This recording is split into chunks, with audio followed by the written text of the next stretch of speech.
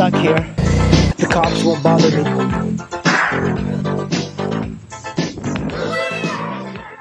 Hey guys, I just bought a new motorcycle, or at least a new motorcycle to me. It's a 2012 NC700x, and you can see it right there. I am trailering it home.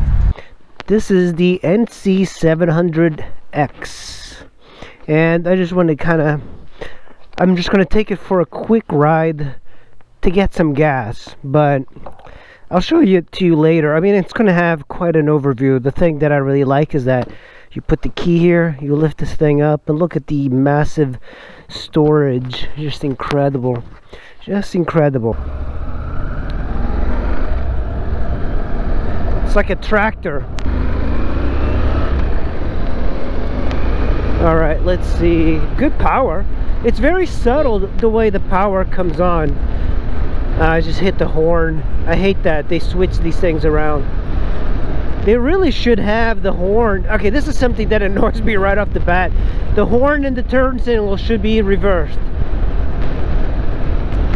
The windscreen I had on my V-Strom, that thing was massive. It just protected you tons. This thing just gets tons of wind. There's hardly any blockage of the wind. So there's the problem. That the reason I bought this thing is the engine light comes on intermittently. And I talked to the owner, and he said that I talked to the mechanic, and he said it's a sensor going to the dash, so hopefully it's not going to be a big issue cruising at 40 in 2000 RPMs. This bike is known for its incredible gas mileage. I am seeing the dash. Yeah, so this is the problem with this bike. The engine light, according to the mechanic, is there's a wire or something, some sensor going to the dash panel, and I'm seeing it flicker. Alright, let's pull into this gas. I keep hitting the horn because it should be reversed. Look at these people.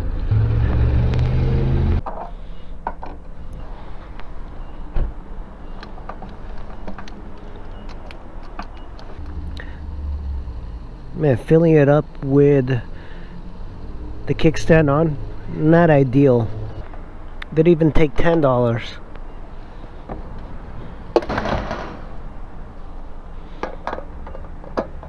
Well, that's quite amazing that it only took $6 of gas to fill up this entire motorcycle. Power that it has is weird. You know, I've never ridden a bike like this, but the engine is extremely quiet, and I do like the dash. It feels very modern. It feels like a CB500 style. It's very European, and European bikes have this kind of like style to them. Now, one thing that I don't like compared to the V-Strom is like there's hardly any wind protection on this. I know you can get a better windscreen, but it's not just the windscreen. The V-Strom had much wider panels, body panels than this. So it feels like this thing is just simply like too narrow. It feels narrow, but it kind of like hurts a little bit of my leg here. Not hurt. It's a little awkward position. It feels like you're riding on top of the motorcycle, as opposed with the V-Strom when you're riding and it feels like you're inside the motorcycle. And this one is not a particularly tall bike. It's not like an Africa Twin. This is what I would consider more of a commuter, not exactly a touring bike. And it's kind of windy out, so you feel that wind. It's a more stylish, but it's still practical. I can see everything around me. So there's going to be some bumpy parts of this road up ahead, and I want to see how this thing feels.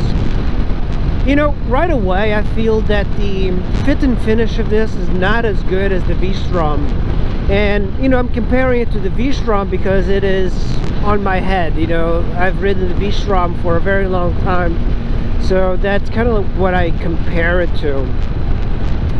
The brakes are pretty good, not as good as the V-Stroms, but you know, I think this is going to be the theme. Not as good as the V-Strom.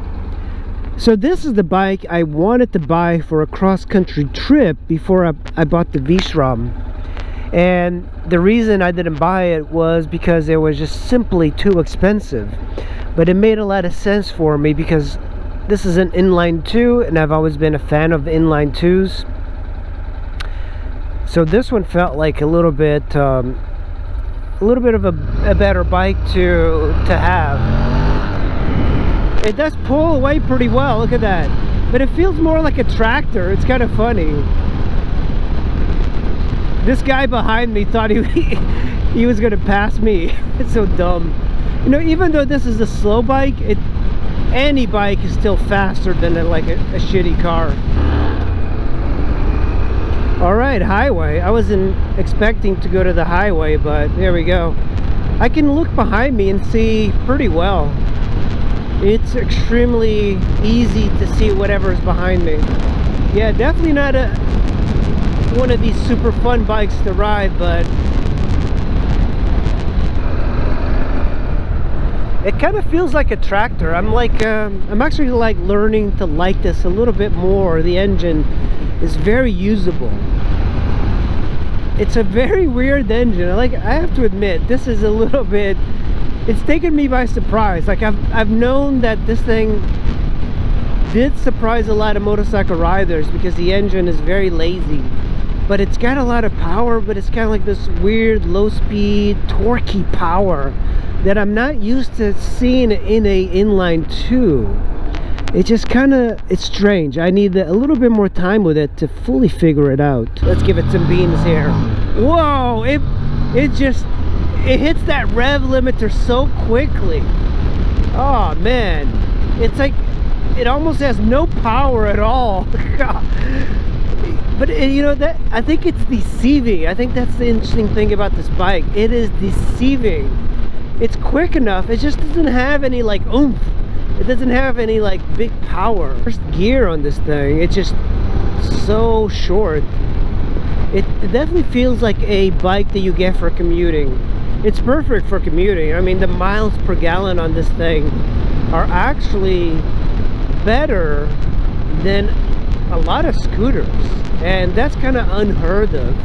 And you're getting an inline 2 with a lock nut adjustment that's very easy to reach. You know, it's a very upright seating position. It's very similar to the V-Strom or most adventure bikes. It's just sit up and beg sort of thing. The CB500 I found to be a little bit livelier of a sitting position, and of course the engine on the CB500 is much livelier than the NC. So in case you don't know, NC stands for new concept, and I mean it is a new concept, but I don't know if it's taken off. I don't know if this is a popular motorcycle. It doesn't seem to be very popular around here. Alright, let's try out the highway. I am kind of curious about this thing on the highway, so let's see. 66 miles an hour. You know, it's quick to get there. I'm not going to go too fast, but I just wanted to see how it felt on the highway. Move to the left. Very windy. This is 68 miles an hour. I guess it's okay. I guess the highway has a lot more to do with the wind protection than it does with the bike, I think. And thanks for watching. I'll see you in the next video. Don't get the coronavirus. Go out and ride. See ya. Kind of stuck here. The cops won't bother me.